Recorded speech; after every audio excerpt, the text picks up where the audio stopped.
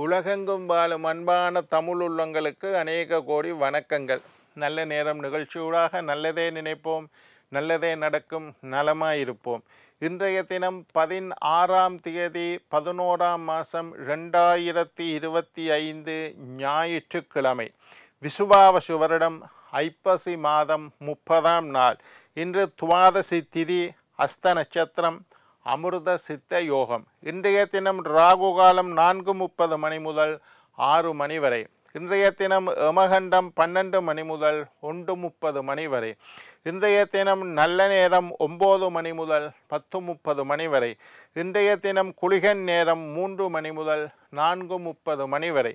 இன்றைய தினம் சூலம் மேற்கு, பரிகாரம் வெள்ளம், சந்திராஷ்டம நட்சத்திரம் சதயம். இன்றைக்கு சதய நட்சத்திரக்காரர்களுக்கு சந்திராஷ்டம தினம், தேய்பிறை நாள். இன்றைக்கு என்ன நேர்களே, வாருங்கள் இனி இன்றைய தினத்திற்குண்டான ராசி பலன்களை பார்க்கலாம். மேஷம் அன்பு, ரிஷபம் தாமதம், மிதுனம் பாசம், கடகம் சுகம், சிம்மம் ஏமாற்றம், கன்னி நற்செயல், துலாம் பயம், விருச்சிகம் சுபம், தனுசு பரிசு, மகரம் நன்மை, கும்பம் ஆக்கம், மீனம் செலவு. ஆன்மீக தகவல் பகுதியில் தொடர்ந்து உங்களை சந்தித்து வருவதில் மட்டற்ற மகிழ்ச்சி அடைகின்றேன். ஒவ்வொரு நாளும் ஒவ்வொரு புதிய அற்புதமான ஆன்மீக தகவல்களை உங்களோட பகிர்ந்து கொண்டு இருக்கிறோம். அந்த வகையில் இன்றைய தினமும் சில நல்ல விஷயங்களை உங்களோட பகிர்ந்து கொள்ளலாம் என்று காத்திருக்கிறேன். எங்களுடைய நிகழ்ச்சிக்கு நீங்கள் தரக்கூடிய ஆதரவு என்னை மகிழ்ச்சி அடைய செய்கின்றது. எங்களுடைய நிகழ்ச்சி சம்பந்தமாக ஏதாவது சந்தேகம் இருப்பின் சக்தி டிவி நல்ல நேரம் நிகழ்ச்சி தயாரிப்பாளர் என்று கீழ்கண்ட முகவரிக்கு உங்களுடைய கேள்விகளை எழுதி அனுப்பினால் தொடர்ந்து வரக்கூடிய நிகழ்ச்சியில் நல்ல கேள்விகளுக்குண்டான பதிலை நான் தர காத்திருக்கின்றேன். சரி, இன்றைக்கு என்னத்தை பற்றி என்றால் நரம்பு சம்பந்தமான உபாதைகளையும் அதற்கு உண்டான பரிகாரங்களை பற்றியும் இன்றைக்கு பார்க்க போகிறோம். ஒவ்வொரு கிரகங்களும் ஒவ்வொரு நோய்க்கு அதிபதியாக இருக்கின்றது. ஜாதகத்தில் மருத்துவ ஜோதிடம் என்று ஒரு பகுதி இருக்குது. மெடிக்கல் அஸ்ட்ராலஜி மருத்துவ ஜோதிடம் என்ற ஒரு பகுதி இருக்குது. அந்த பகுதியை பற்றி நான் நிறைய ஆராய்ச்சி பண்ணியிருக்கிறேன். ஒவ்வொரு கிரகங்களும் ஒவ்வொரு நோய்களுக்கு அதிபதியாக இருக்கிறது ஒரு பெரிய விஷயம். நான் நிறைய பேருடைய ஜாதகத்தை பார்த்து அவர்களுடைய கிரக அமைப்பு, கிரக நிலைகளை பார்த்து இன்ன நோய் வாரத்துக்கு வாய்ப்பு இருக்குது. சில பேருடைய ஜாதகத்தை பார்த்து அவையோட ஜாதகத்தில் சில கிரகங்களை வச்சு உங்களுக்கு சுகர் வரக்கூடிய வாய்ப்பு உண்டு. ஓமையா எனக்கு சுகர் வந்துட்டு. ப்ரெஷர் வரக்கூடிய வாய்ப்பு உண்டு. ஓமையா எனக்கு ப்ரெஷர் வந்துட்டுது. இந்த மாதிரி மோசமான கர்ம வினைகள், கிரகங்கள் மோசமாக பாதிக்கப்பட்டால் புற்றுநோய் வருவதற்குண்டான வாய்ப்பு உண்டு. அதுவும் எந்த இடத்துல, ஒவ்வொரு கிரகம் ஒவ்வொரு பகுதியை குறிக்குது. சூரியன் தலை, இந்த மாதிரி செவ்வாய் மார்பு. எந்த இடத்துல புற்றுநோய், வயிற்றில் வருமா, தொண்டையில் வருமா, தலைக்குள்ளே வருமா, இந்த மாதிரி எந்த இடத்தில் புற்றுநோய் வர வாய்ப்புண்டு என்றெல்லாம் ஜோதிடத்தை துல்லியமாக ஆராய்ந்தால் கண்டுகொள்ள முடியும். சில பேருக்கு சுகர் இருக்குது. அவைய ஜாதகத்தில் சனி மோசமாக பாதிக்கப்பட்டு சனியினுடைய திசை புத்தி நடந்து அவருக்கு சுகர்னால் நான் கஷ்டப்படுறேன் ஐயா, எனக்கு 25 வருஷமாக சுகர் வந்துட்டு, அவருடைய ஜாதகத்தில் சனி மோசமாக பாதிக்கப்பட்டிருந்தால் சுகர்னால் ஏற்படக்கூடிய பின் விளைவாக அவருடைய பாதத்தில் பிரச்சனை. கால் மரத்துட்டு காலில் புண்ணு வந்து மாறல, கால் ஆப்ரேஷன் பண்ணி எடுக்கணும்னு சொல்லிட்டாங்க. காலில் ராவில் தூங்க முடியாமல் வலி இருக்குது. இந்த மாதிரி கால். சில பேருடைய ஜாதகத்தில் சுகர்னால் இருதயம் பாதிக்கப்படும். சில பேருக்கு சுகர்னால் கிட்னி பாதிக்கப்படும். சில பேருக்கு சுகர்னால் பேரலைஸ் வரத்துக்கு வாய்ப்புண்டு. இந்த மாதிரி விஷயங்களை எல்லாம் ஜோதிடத்தை வச்சு அருமையாக கண்டுபிடிக்க முடியும். சரி, நரம்புக்கு அதிபதி சூரியன்.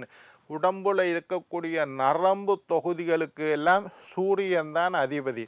ஜாதகத்தில் சூரியன் பலம் இழந்து இருந்தால், சூரியன் பலம் இழந்து துலா ஐப்பசி மாதம் பிறந்திருந்தால் கண்ணில் பாதிப்பு, நரம்புல பாதிப்பு, எலும்புல பாதிப்பு போன்ற நோய்கள் ஏற்பட வாய்ப்பு. உங்களுடைய ஜாதகப்படி சூரியன் பலவீனப்பட்டிருந்தால், சூரியன் பலம் இழந்திருந்தால் அல்லது தீய கிரகங்களோடு சேர்ந்திருந்தால், கண்ணுக்கு அதிபதியும் சூரியன் தான், கண்ணில் பிரச்சனைகள் வரத்துக்கு வாய்ப்பு. சூரியன் கெட்டு போயிருந்தால் கண்ணாடி போடுவினம். சின்ன வயசுலேயே கண்ணாடி போட வேண்டிய சூழ்நிலை உருவாகும். என்னட்டெல்லாம் ஜாதகம் பார்க்க வருவினம், சூரியன் கெட்டு போச்சம்மா அவங்களோட பிள்ளைக்கு, கண்ணாடி போட வேண்டிய சூழ்நிலை இருக்குது. அப்படி நான் சொன்னதுக்கு பிறகு கண்ணு டாக்டர்கிட்ட போய் கண்ணை செக் பண்ணியிருக்கிறேன். கண்ணாடி போடலை, 5 வருஷத்துக்கு முன்னுக்கே இந்த பிள்ளைக்கு கண்ணாடி போட்டிருக்கணும், ஏன் இவ்வளவு நாளும் போடலைன்னு கேட்டு கண்ணாடியை சிபாரிசு செய்துள்ளார்.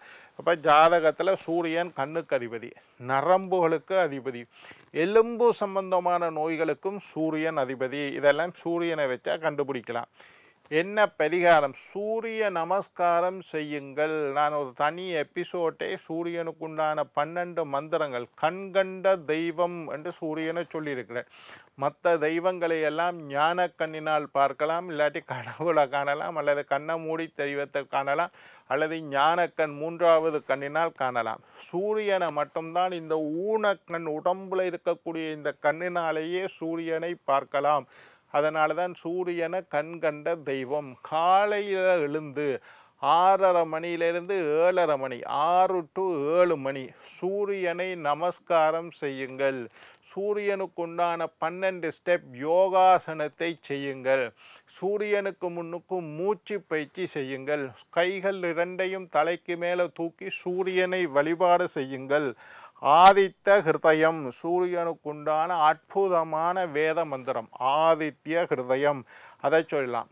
கோளாறு பதிகம், கோளறு பதிகத்தை சூரியனை பார்த்து கோளறு பதிகம் படிக்கலாம். அதாவது வேயுரு தோழி பங்கன் என்று தொடங்கக்கூடிய 10 கோளறு பதிகத்தையும் சூரியனை பார்த்து படிக்கலாம். சூரிய நமஸ்காரம். தரையில் 6 மணியில் தண்டாங்க நமஸ்காரம் செய்யுங்கள்.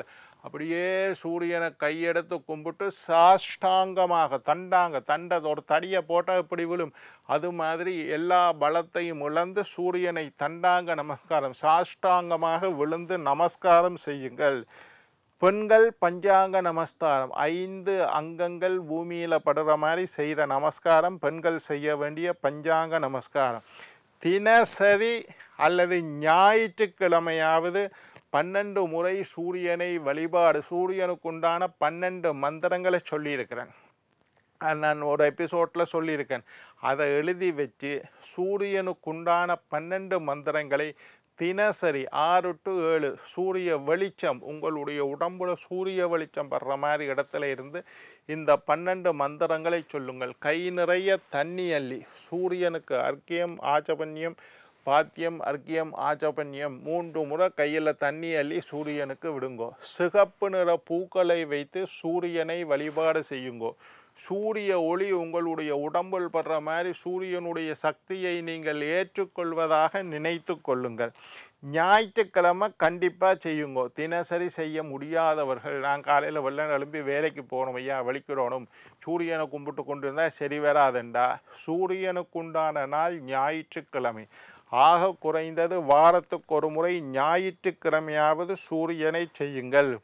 எலும்பு சம்பந்தமான நோய்கள், தாது சம்பந்தமான நோய்கள், நரம்பு சம்பந்தமான நோய்கள் எல்லாம் இல்லாமல் போயிடும். அதே மாதிரி முதுகு தண்டில் பிரச்சனை இருக்கக்கூடியவர்கள், முதுகு தண்டத்தை சொல்லிவிடும், ஒவ்வொரு டிஸ்காக சொல்லிவிடும், டிஸ்க் கொஞ்சம் விலகிட்டுது ஐயா, முதுகுத்தண்டு எலும்பு கொஞ்சம் விலகிட்டு அது ஒரு நரம்பை நசிக்குது, அதனால் காலில் எனக்கு பிரச்சனை, இந்த மாதிரி முதுகுத்தண்டு எலும்பு நேராக இல்லை, கொஞ்சம் வளைஞ்சி இருக்குது, ஒரு தண்டு வடம் விலகி இருக்குது, இந்த மாதிரி முதுகுத்தண்டு சம்பந்தமான எல்லா விதமான நோய்களுக்கும் சூரியன் அதிபதி. சூரியனை தொடர்ந்து வழிபாடு செய்து வரக்கூடியவர்களுக்கு முதுகுத்தண்டில் இருக்கக்கூடிய நோய் இல்லாமல் போய், போன பிறவியில் செய்த பாவங்களினால் இந்த பிறவியில் எங்களுக்கு நோய் வருகின்றது. சில பேருக்கு புற்றுநோய் வந்துட்டுது. நான் சிகரெட் குடிக்கிறதில்லை ஐயா, வெத்திலை போடுறதில்லை, தண்ணி அடிக்கிறதில்லை, பொடி பாவிக்கிறதில்லை, எனக்கு எந்த தீய பழக்கமும் இல்லை, வெத்திலை கூட நான் போடுறதில்லை, ஆனால் எனக்கு போய் தொண்டையில் புற்றுநோய் வந்துட்டுது. இது கர்ம வினை தோஷம். போன பிறவியில் செய்த சில தவறான பாவங்களினால தீய விஷயத்தை பேசியிருப்போம், தீய பழக்க வழக்கங்களை செய்திருப்போம், தெய்வ குற்றங்களை செய்திருப்போம். இந்த மாதிரி என்ன கர்ம வினைகளை செஞ்சோமோ எங்களுக்கு தெரியாது, போன பிறவி எங்களுக்கு தெரியாது, ஞாபகம் இல்லை.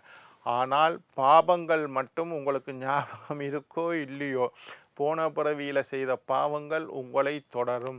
அதனால தான் புற்றுநோய் போன்ற நோய்களை ஊழ்வினை நோய்கள். நான் ஒரு பாவமும் செய்யலையா, நான் கோயிலாக அலைகிற மனுஷன், எனக்கு போய் புற்றுநோய் வந்துட்டேன்னு சில பேர் சொல்லுவீனம். அதுக்கெல்லாம் காரணம் போன ஜென்மத்தில் நாங்கள் என்ன செஞ்சோம்னு எங்களுக்கு தெரியாது.